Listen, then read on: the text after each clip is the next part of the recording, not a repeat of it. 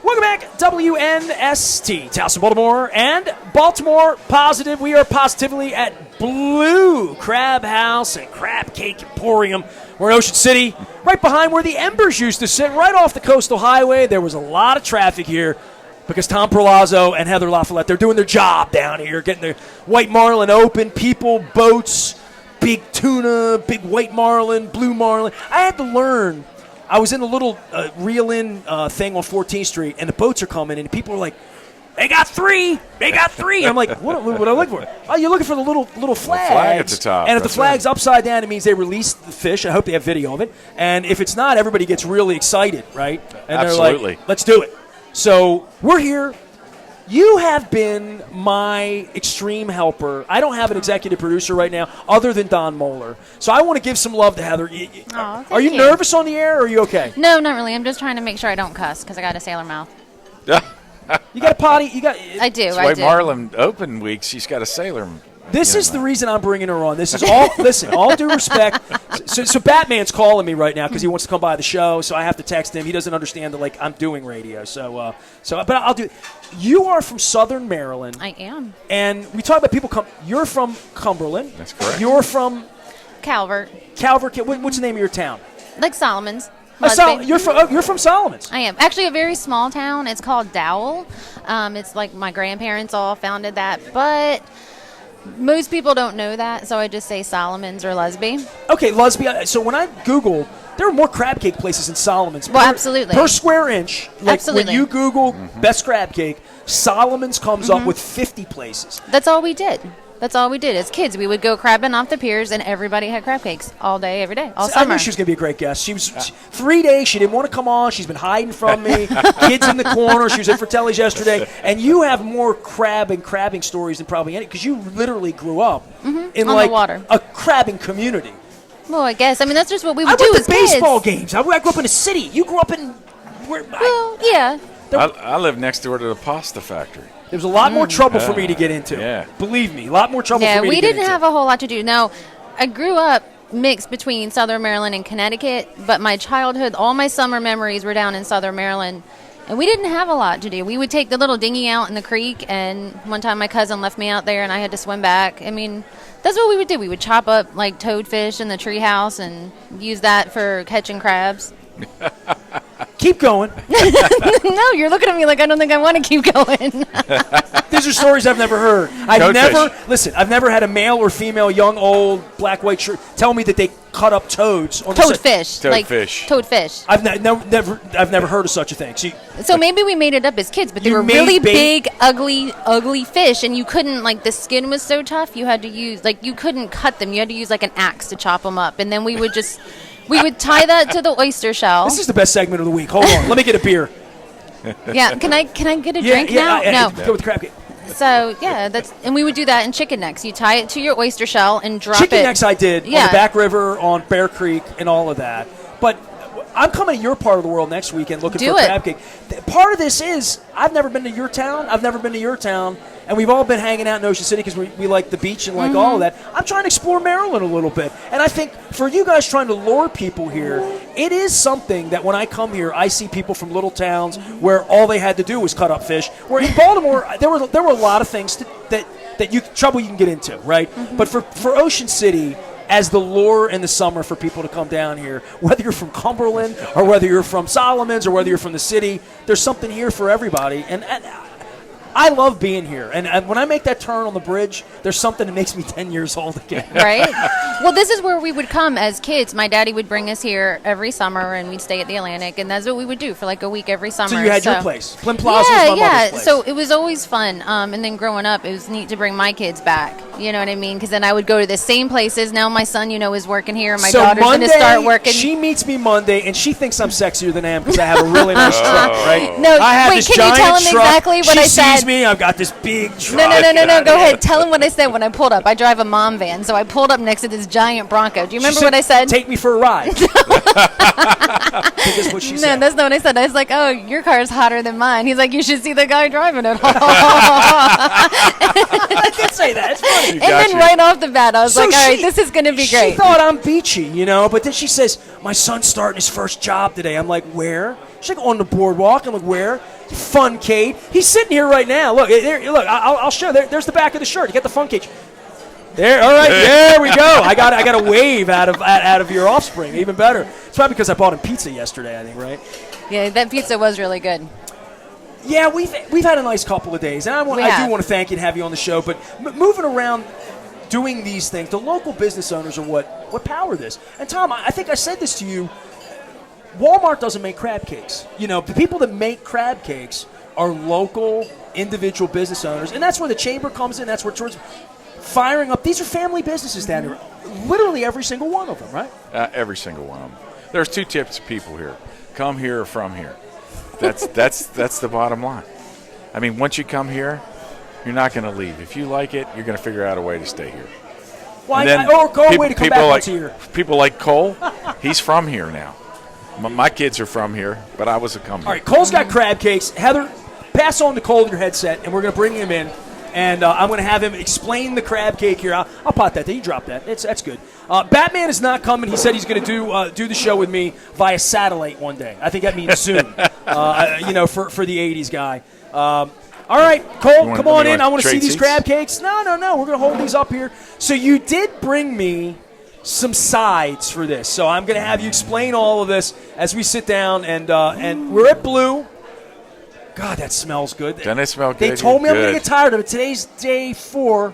Not tired yet. I'm going to eat this. I promise you I am. Let's talk about these sauces that you serve because I had no idea. I honestly thought that the controversy on the trip would be fried or broiled, peppers or not peppers, some binding.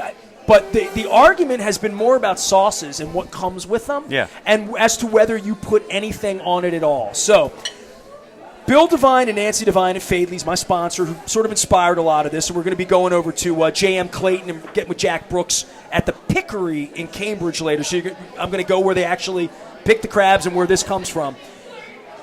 They are purists. Mm-hmm. So, like, anything, you don't put ketchup or mayonnaise or anything on. Right. You just eat it the way it is. What are these 3 sauces that you serve with your crab cake at BLU? We do not serve all 3 sauces traditionally. We serve on request. Now, okay, fair enough. So it would only come this way if I order? Well, except this top one, we do serve with it just to give us something. This is our what we call a remoulade. It's an island aioli. Aioli. Okay. It's just it just has a little bit of a tang to it. Nothing crazy, nothing out there, but. I think by the end of this trip, I'm not going to want any sauces on my crab cakes ever. Traditionally, I told you I was poor. Yeah. We claw meat. My mom would fry the hell out of it and put as much into it as she could and make it as salty. That's an East Baltimore thing, too. A lot of crab cakes in East Baltimore tend to be a little more salty, and I don't know why. Maybe it's a taste. I think the crabs are even saltier. But sweetness is what I tend to like in a crab cake. But I would always put a little cocktail. Right. I was never a tartar. I'm not a mayonnaise guy in real life, and I hate mustard like as a gold mustard. I like a Dijon or something maybe I would do, but I would never think of putting that on a crab cake. Yeah. I don't know why. Well, don't worry about it because it's already in there. But I don't know why cocktail sauce started getting served with it, other than the fact that maybe the crab meat wasn't there. It's like putting ketchup on a burger, but not on a filet mignon, right? I think in some cases, yes, but people take serious pride in their cocktail sauce.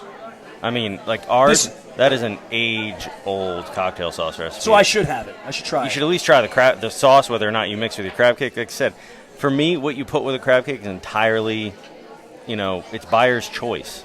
The crab cake itself, that's where, I have never squirted a lemon on a crab cake in my life, but every one I've ever gotten has come with a lemon. Of course. If I squirt the lemon on it, it's going to change the flavor. It is. I don't want to do that. But that's why, I'd say take a bite.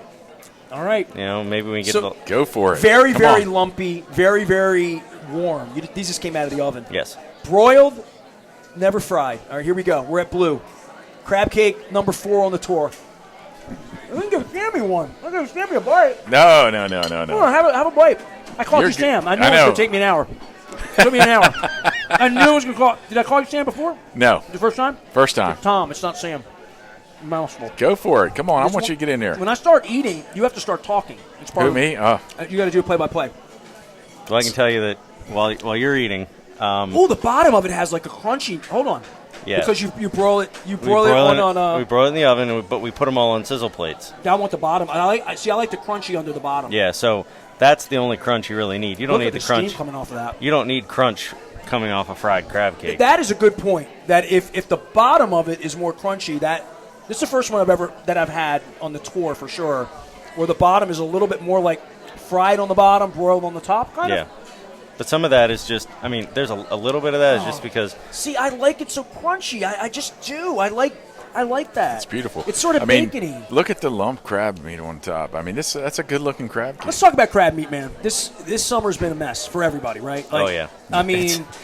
We were just talking about it this morning. Crab meat is ungodly expensive this year compared to in the past. And everybody thought it was ungodly expensive last year.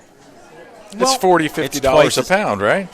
Now, as of this morning, fresh Maryland crab meat. That's what this is. It's a blend actually because we couldn't get enough. Fair enough. But fresh Maryland crab meat on the market is $55 a pound. That's ridiculous. Fresh North Carolina crab meat is I think you said you can get some for $48 right now. Can you taste the difference between Maryland and North Carolina, you personally? If you eat it side by side. Okay. And I'll put that to anybody. Well, most people can't taste the difference in crab meat unless they eat it side by side. The sweetness and the brininess, and I think female versus male and the flavor of the crab meat. Now, if you're eating them straight out of the crab, yeah, you can tell. But in a crab cake or any other crab dish, you're not going to tell unless you really eat it side by side. I dreamed this thing up as like a goodwill thing to do. I really wanted to do it in July. And all the scientist people I talked to said, no, do it they wanted me to do it in September. They're like, the crabs will be best in September. I'm like, September's football season. Kids are in school. I'm not doing September. I moved it to August because literally the scientific people told me, do it then. And this was like in March before there was any notion that it was going to be the worst summer ever for crab prices, right? And availability. And somebody came to me in June and said, you ain't going to do this now. You know that you ain't going to get no crab cakes over there. Nobody's going to have crab. And I said, this is exactly when I need to do it, when Cole and every other buyer is hurting and wondering, like, what's going on with crabs? Like, why are they so expensive? And so I am putting my investment this month into going to the Pickeries, talking about the J1 program. Same thing Ocean City has with employees. Yeah. That shouldn't be. In Ocean City, Maryland, you shouldn't have to pay $60. Well, you said you're going to see the Brooks at J.M. Sure. Clayton. They're a phenomenal family. They're great people. In the past, we dealt with Bill, who's one of the brothers. They are struggling like I've never heard before, ever. With the ability to be able to pick. Well, that's why I'm going there. Yeah. To try to shed a giant, because they don't have representation, from what I understand. The watermen here are not represented in some sort of union way where they can muscle up a little bit to get things done, to get these crabs out of the water the right way. So and get them picked. It's a volatile creature, right? Bill Devine said to me, and it stirred with me. He's like, one of the last creatures on Earth you have to go hunt. You have to hunt it. You can't harvest it. Right. You have to go out and get this. Yeah. And then the water has to play nice. All the conditions with the bay have to play nice for this to happen. But this is delicious crab cake. Well, that's one of the things that make Maryland crabs so unique is that so many of our crabs are coming out of brackish waters. That's why our crabs are sweeter. That's why they taste good. Because it's you don't get as many benefits of that. But you got to have the grass. You got to have the oyster recovery. Like all these parts of it. They play into it. Yeah. They play into it, and I don't think most people know that. They just. If you're from Dundalk, you order a crab cake, you eat it, you go home, and you say, how much? Why? What? And I know a lot of owners are feeling that. They're having customers saying, why is it so much? Mm-hmm. And they're like, well, that's what it costs me. And then, well, why? Yeah. Why? Because it's not just the crab meat either. It's the cost of the guy who's got to cook it, and the guy who's got to prep it, and the guy who's got to drive it here. Well, I hope whenever he does prep it, it tastes just good. Always. Thank you very much, man. Thank you. Cole Austin joining us here. My mouth is full.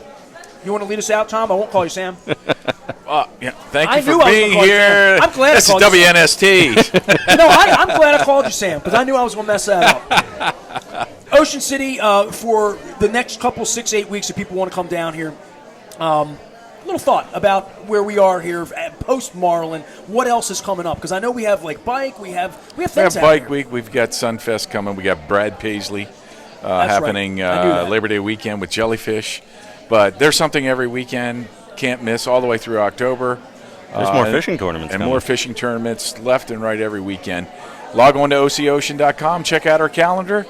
It's all listed there for everyone to come and see and find out what's happening. Thanks, man. Thank you. Great It's to see you really again. good to see you, man. Tom Perlazzo joining us here, Colts Austin. We're at Blue. We're having crab cakes. We're on the road. Follow the entire journey at Crab Cake Tour. That is the hashtag. And big thanks to our friends at Coons Ford, our friends at Wise Markets, as well as Rofo and all of our WNST sponsors. I'm Nestor. I'm going to go get a beer at the bar with Heather, I think. Yes. I promised her when this was all over with, I'd buy her. I changed my mind. It's a gin and tonic. It's 2 beers. She wants a gin and tonic. Gin and tonic. We'll You're get a in trouble. sponsor for that. We are WNST AM 1570, Taos and Baltimore. We never stop talking crab cakes, Ocean City, and Baltimore positive.